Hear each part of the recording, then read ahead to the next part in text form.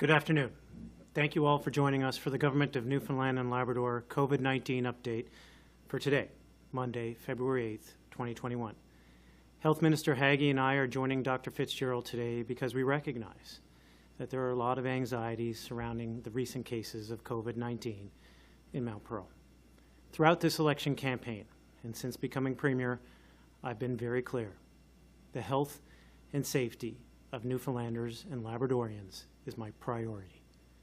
During this election, Dr. Haggie and I have continued daily calls with Dr. Fitzgerald and public health officials, even though we haven't been at these briefings. We have continued to focus on your well-being.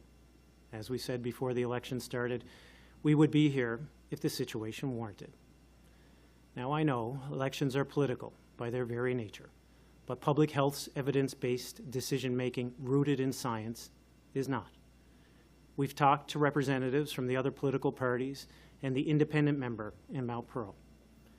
We are committed to making sure everyone is informed about what's going on. So please, please, get your information from trusted sources who are guiding us throughout this pandemic. Please do not politicize the health and well-being of the people of Mount Pearl. We are all better than that, and the people of the province deserve the best in us right now, perhaps more than ever before.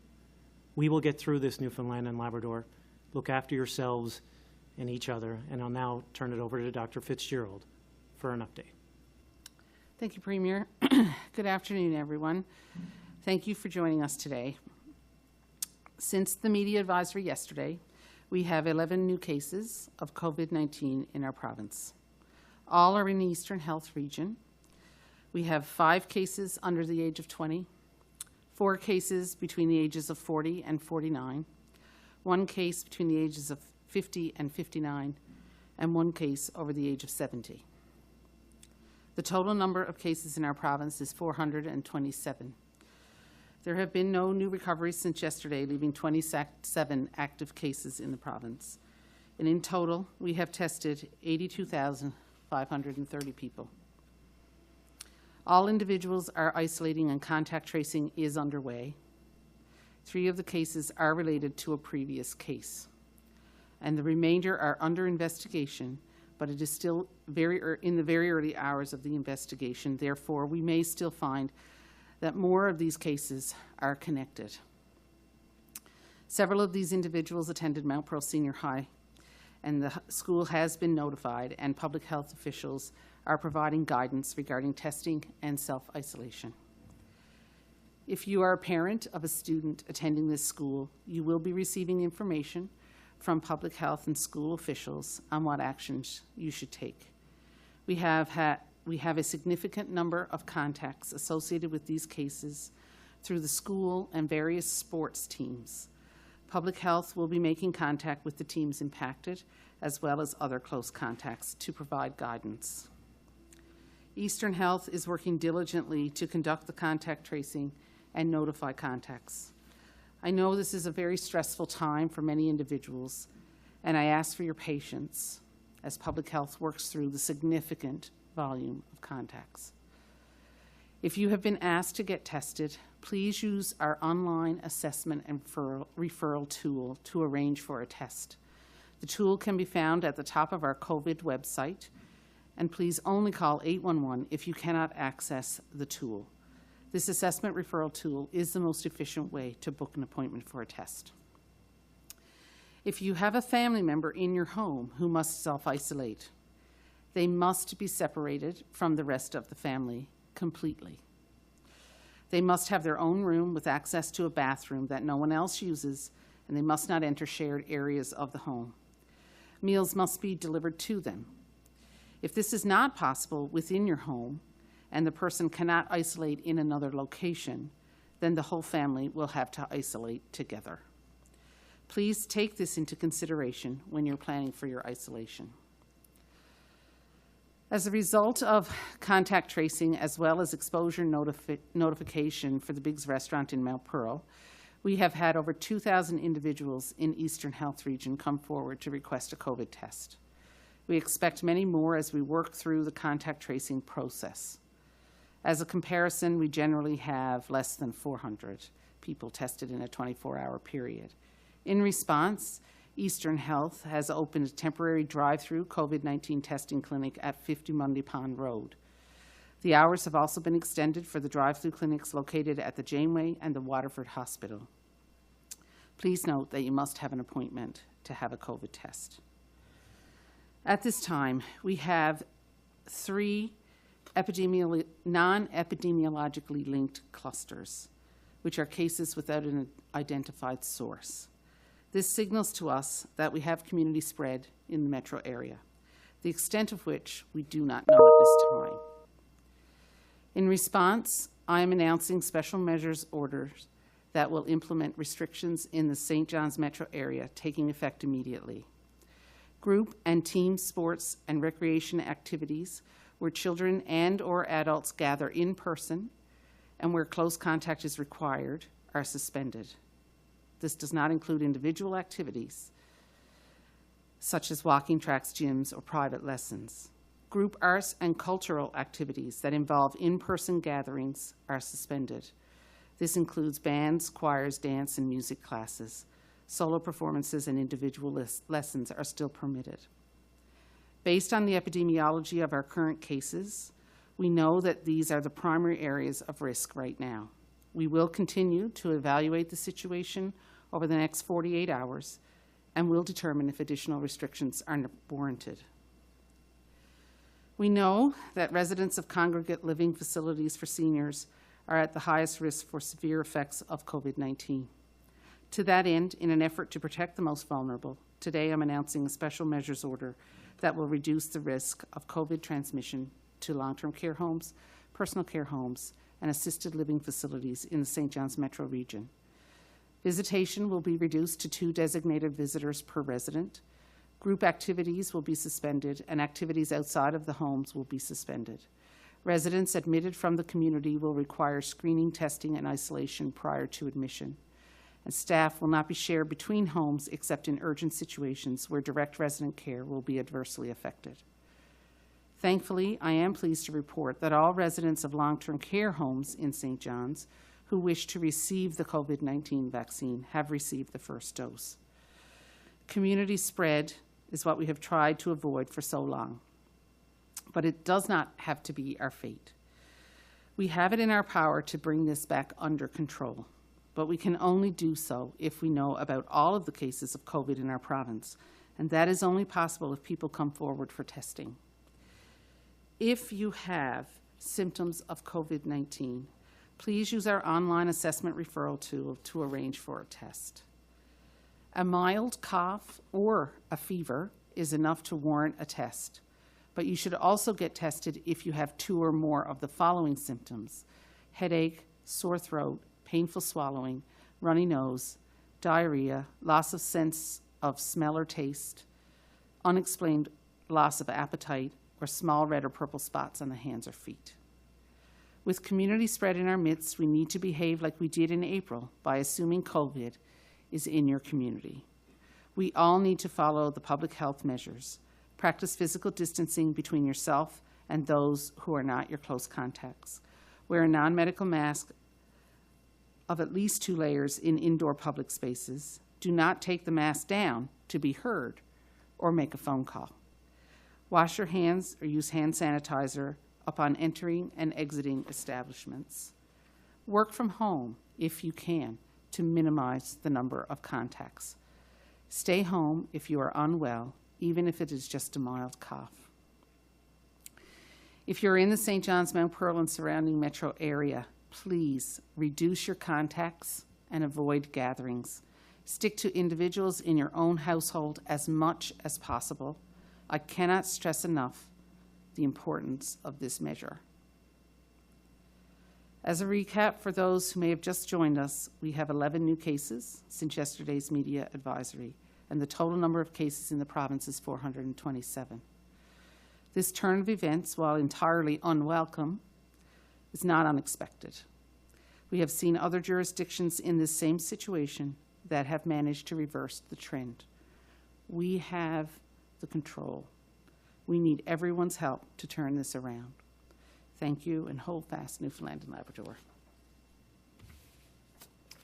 Well, thank you, Dr. Fitzgerald. I'll now turn it over to Minister Haggie for some comments.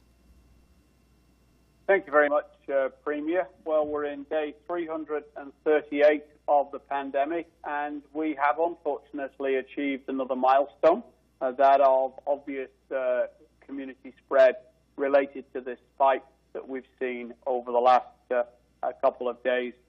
I'd like to take this opportunity to thank Eastern Health for the speed with which they have ramped up.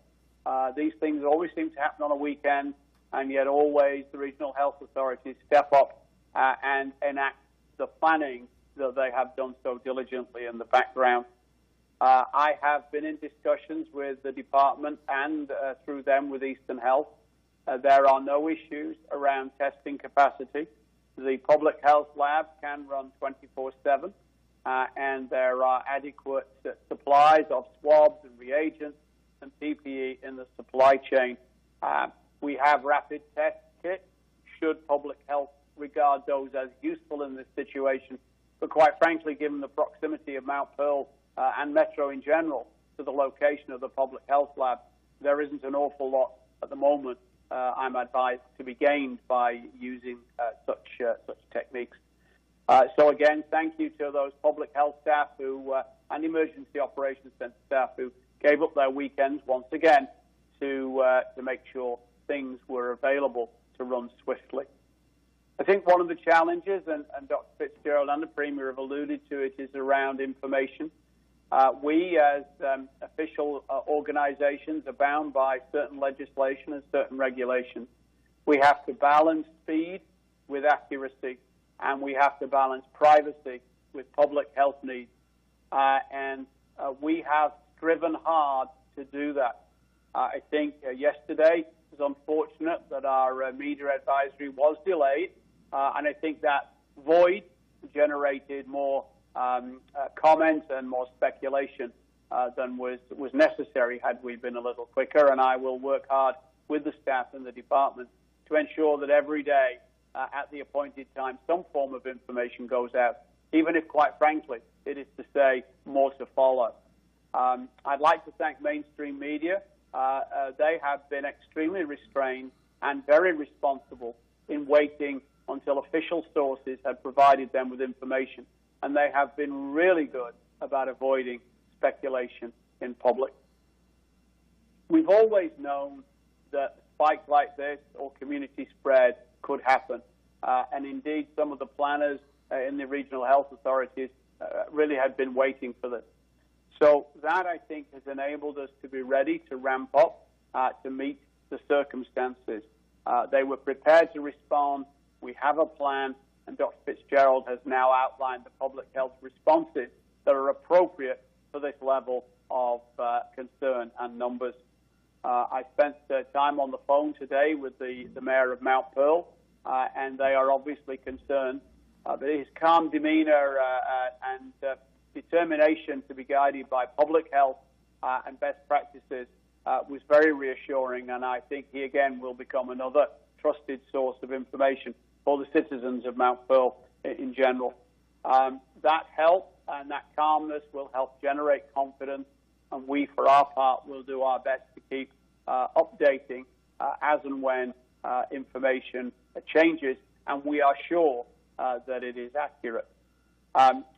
Follow the recommendations and the guidelines. Follow the special measures orders. We've seen other jurisdictions in Atlantic Canada wrestle community spread to the ground by firm, decisive action in the early stages. And I think Dr. Fitzgerald and her team have provided us with those firm and decisive actions. I think the recommendations on a personal level that Dr. Fitzgerald read out are those almost identical to the ones that were read out over the last 10 months.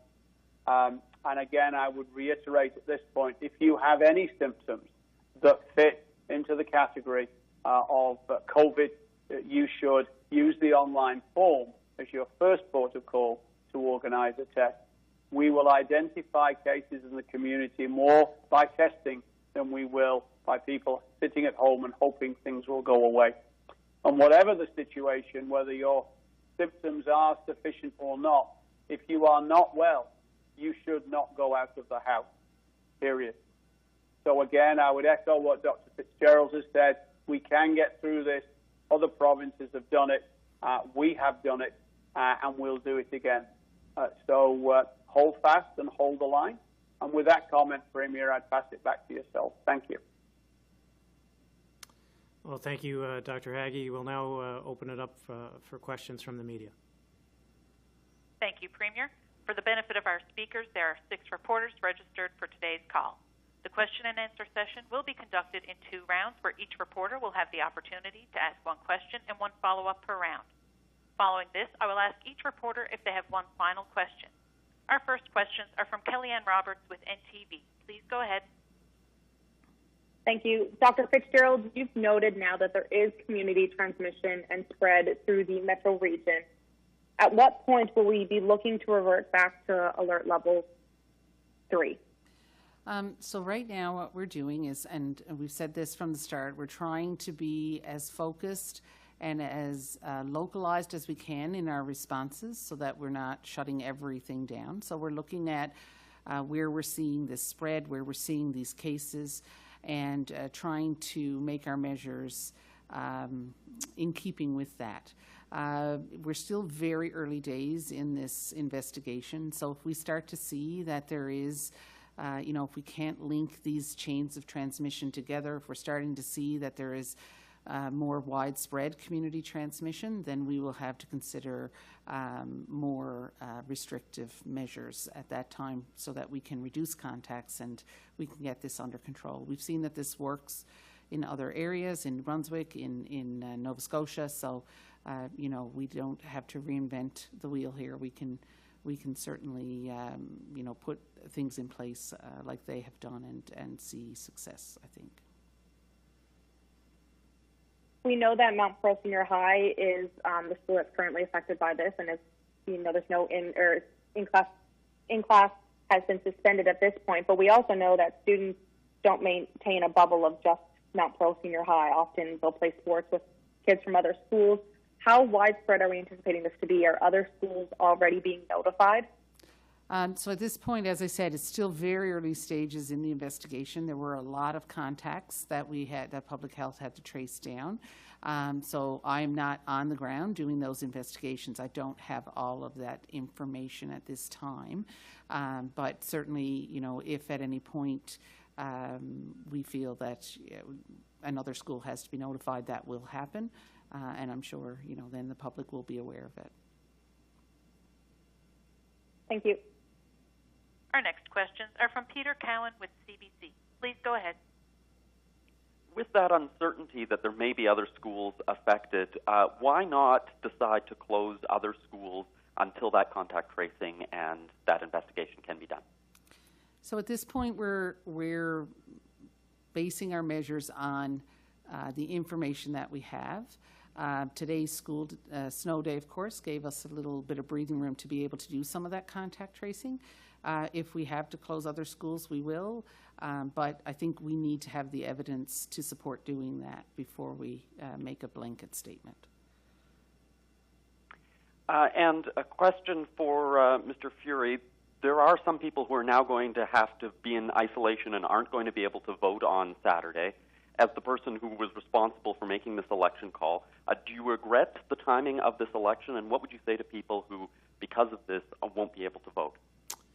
Look, as I said when we called the election, this was a decision that I struggled with. I understand one thing we all understand with respect to the COVID-19 pandemic is the uncertainty. We made that decision at the time based on low numbers, and let's be clear, we still today have relatively low numbers. It's concerning, and I understand the anxieties today, but in a global sense, I have every faith in the public health officials that we can continue to navigate this, control it, contain it, and trace it.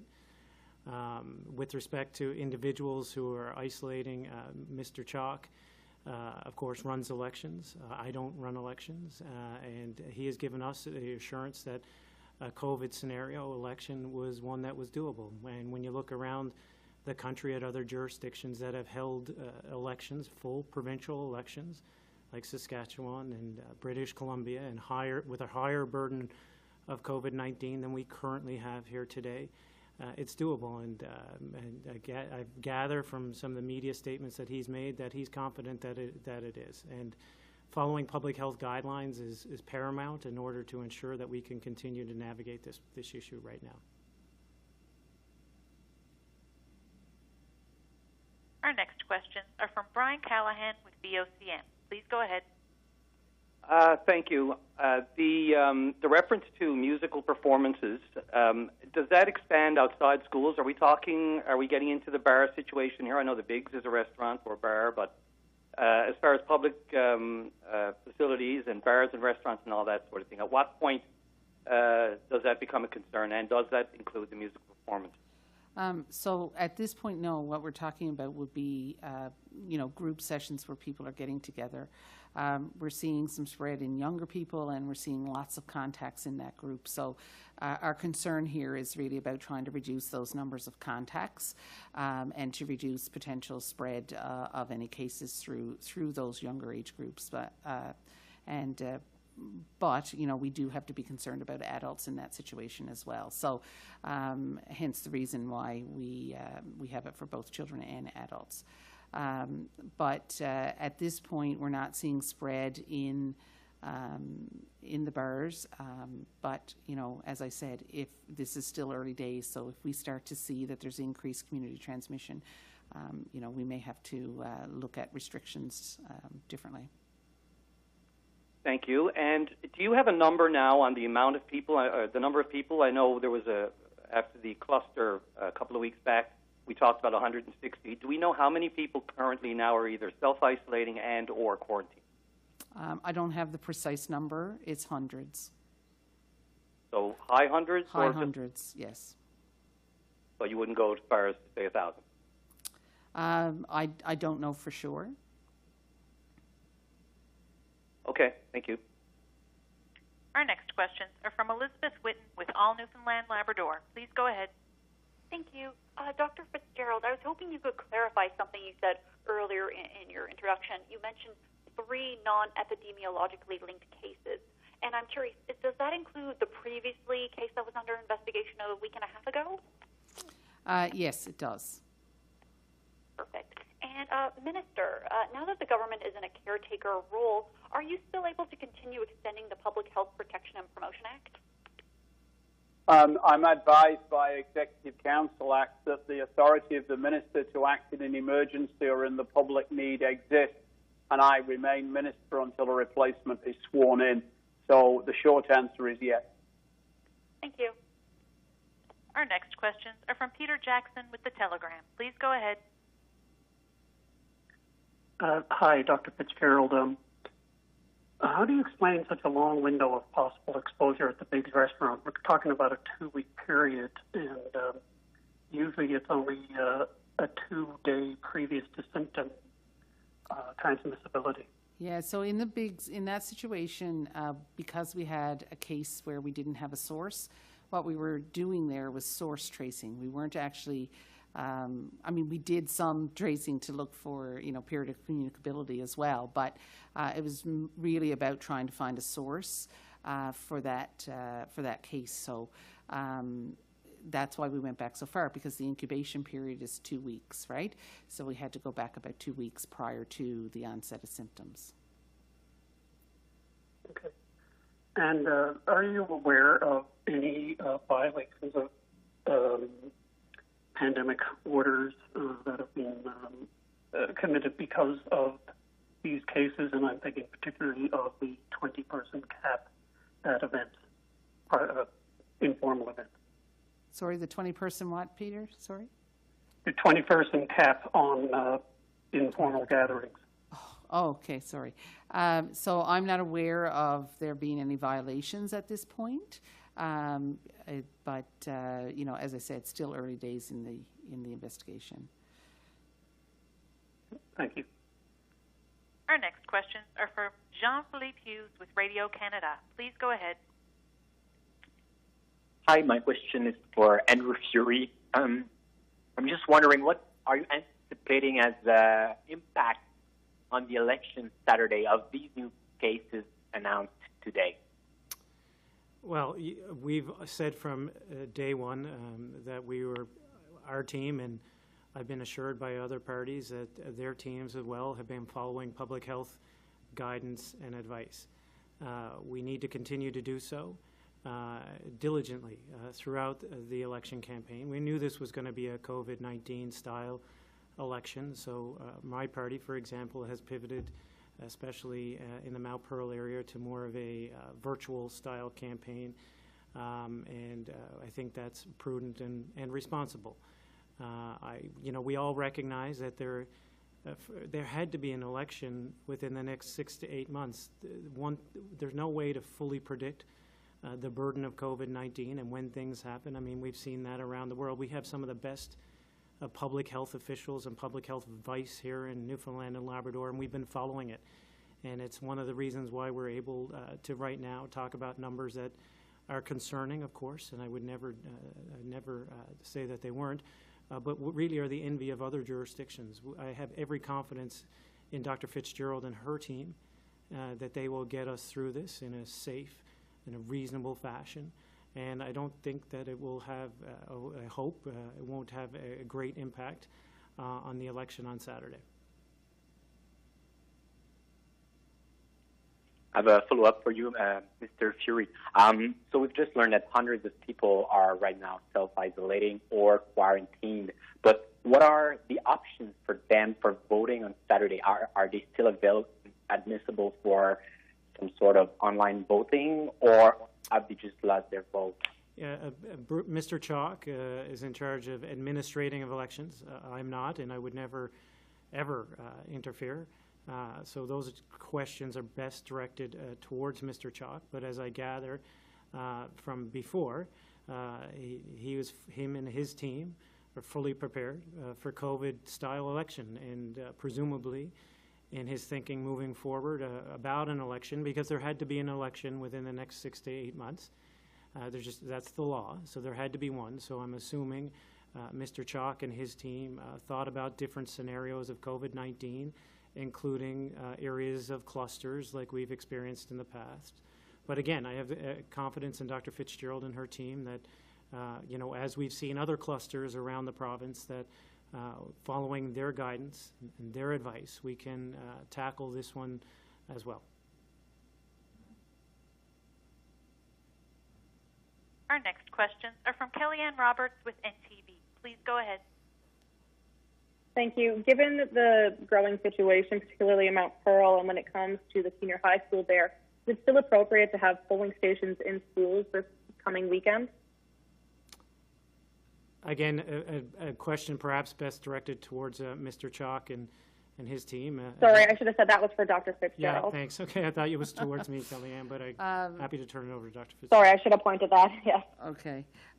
So, I mean, the school itself is not the issue. The building is not the issue. The issue here is contacts and people, how people interact with each other. That's how the virus spreads. So having the polling station in any building, as long as, public health measures are followed, and as long as people are careful and people physically distance and wear their masks, that risk is still the same as what it was last week. So we just, the building itself is not really, it's not really what the issue is when it comes to the spread of COVID-19. Thank you. And when it comes to the current active cases, and I know test results that go to Winnipeg, any, sign of a variant here at this point? So we've sent off a fair number of our positive tests for variants, specifically with this. With these cases now, we have sent off ones that we can to be tested for the variant. To date, we've been lucky in that we've not had any, but we do have to assume that any of these cases could be the variant. So, we are leading with that mindset, but so far we have not seen any cases. Thank you. Our next questions are from Peter Cowan with CBC. Please go ahead. Question about testing. The minister mentioned that we have the testing capacity. I've heard from people whose tests, they've called to get a test and they're being booked for Thursday. So can you give me an idea of how long the wait is right now for testing, and how concerned are you about those times, considering the longer you wait to get a test back, the longer you then have to wait to do contact tracing, et cetera? Minister? I'll take this.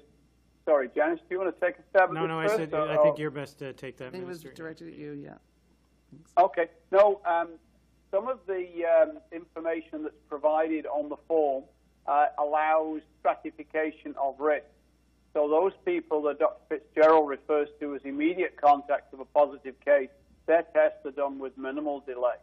Those people who are contacts of contacts or who are part of this backward tracing exercise looking to find the source in Mr. Biggs, whilst useful and important, they are of a lesser priority because, as one of your colleagues pointed out, their exposure was well over 2 weeks ago.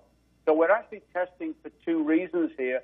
So a test that is scheduled down the road is scheduled down the road for a public health and clinical reason, not necessarily because of capacity. Thank you, Minister. And can you give us an idea then, what is the capacity? How many tests a day can we do, both from the lab capacity but also from the putting swabs in noses? My understanding from the lab running 24/7 is the figures are around 2,000, potentially 2,300 tests per 24-hour period. And what about the actual swabbing? That is not an issue because if more people are needed, people will be drafted from other areas. That's an operational question, more appropriately directed to the health authority, but they have not informed me of any constraints. Okay, thanks. Our next questions are from Brian Callahan with VOCM. Please go ahead. Thank you. Given the unknown, it's been mentioned a few times that we just don't know the extent of community spread here, and there are hundreds in quarantine, hundreds at least in self-isolation or quarantine. Are you just waiting for numbers to decide if an election is safe? I mean, the Premier said top safe, health and safety is the priority. We hear that a lot, but I mean, we have 11 new cases today, and there was an assumption on many that that would be more than enough to at least cancel or postpone the election, given the amount of people who can't vote because they're isolated, rotational workers are in isolation, can't vote, and so on. So there was many different options to vote beforehand for rotational workers and others, and it's important to maintain anybody's franchise and ability to vote moving forward. But again, we've seen a higher burden of disease and higher levels of epidemiological spread in other jurisdictions around the country who have had elections, and I'm assuming, and again, it's best directed towards Mr. Chalk, that him and his team have considered all these different scenarios going into a COVID-19 election. They informed us that they were ready for a COVID-19 election. We knew it wouldn't be a traditional election. We knew there would be different variables at play, and I'm assuming he's talked to other chief electoral officers around the country. But again, I wouldn't want to speak for him. I think that is best directed towards Mr. Chalk.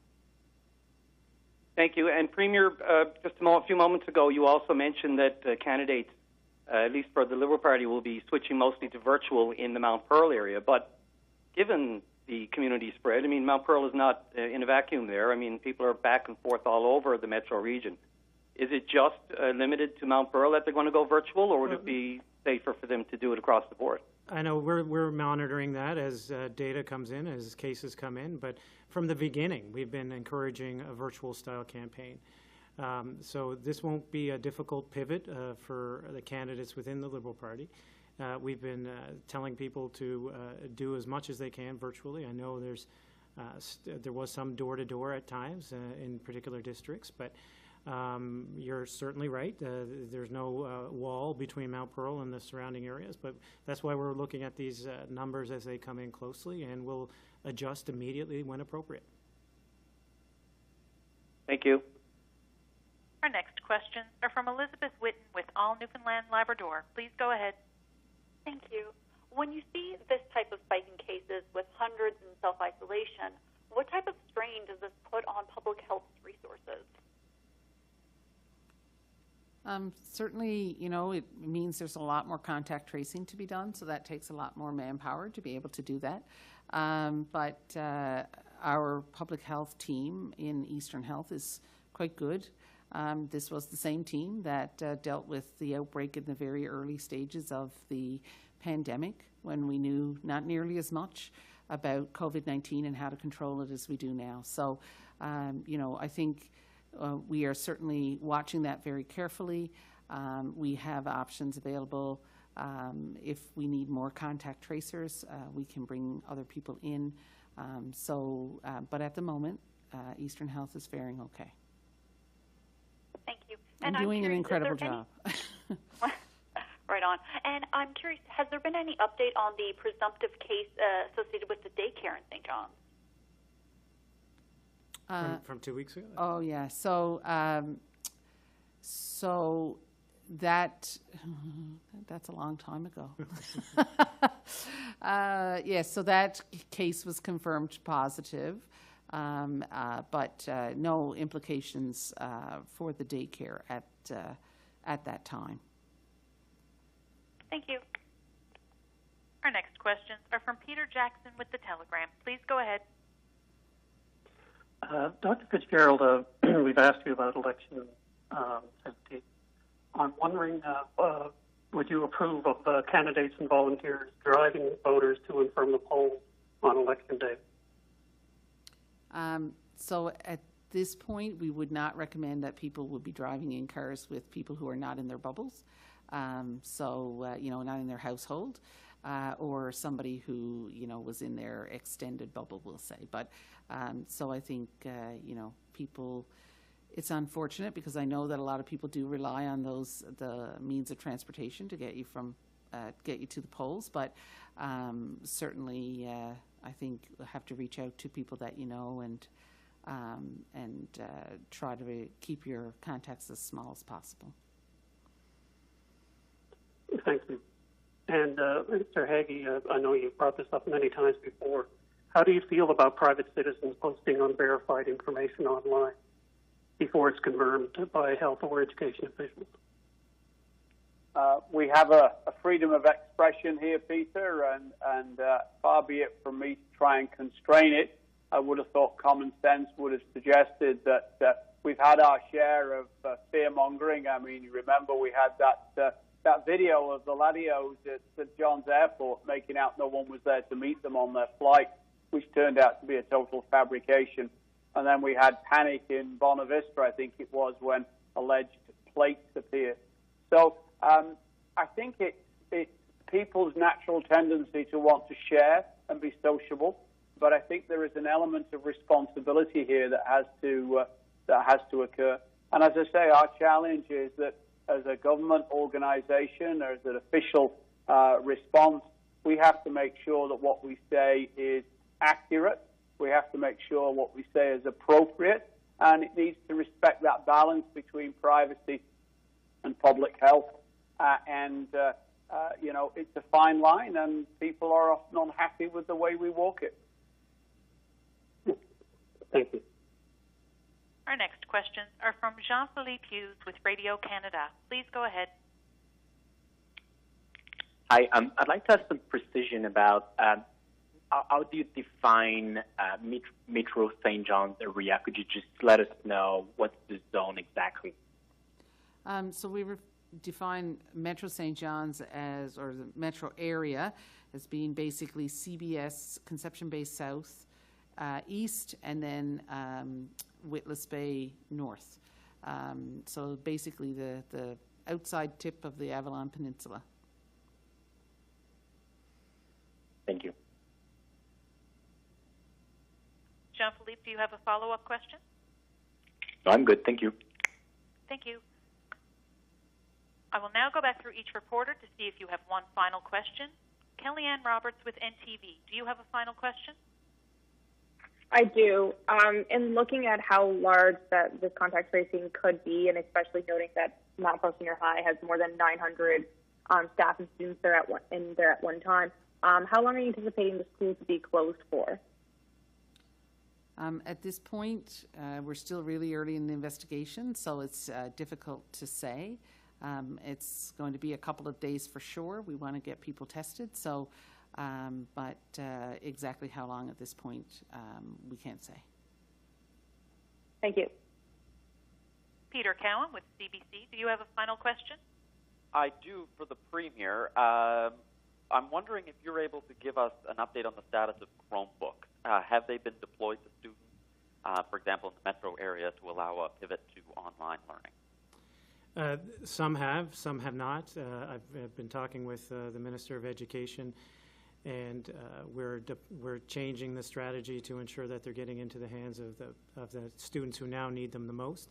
They were being deployed around rural Newfoundland and Labrador first, and based on a needs assessment prior to distribution. And so now we're deploying those in the metro region more quickly. I've been informed by the minister, and after discussions with the Eastern School District, that Mount Pearl Senior High will be ready to transition to level 3 for them, which would mean online learning in a matter of days.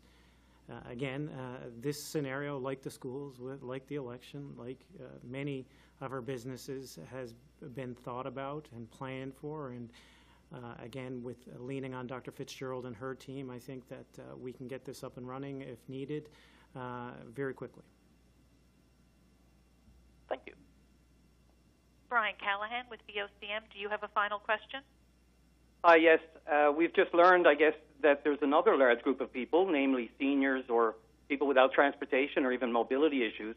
We know how elections work. You know, every party has drivers to get the vote out, and that happens a lot, and it can be hundreds, thousands of people who may not be able to get there. Now, I know that you've been directing questions to Mr. Chalk as far as elections, but of course he's not a health professional, and at some point you must be consulting with him on these decisions around the election. So can you take us inside that discussion?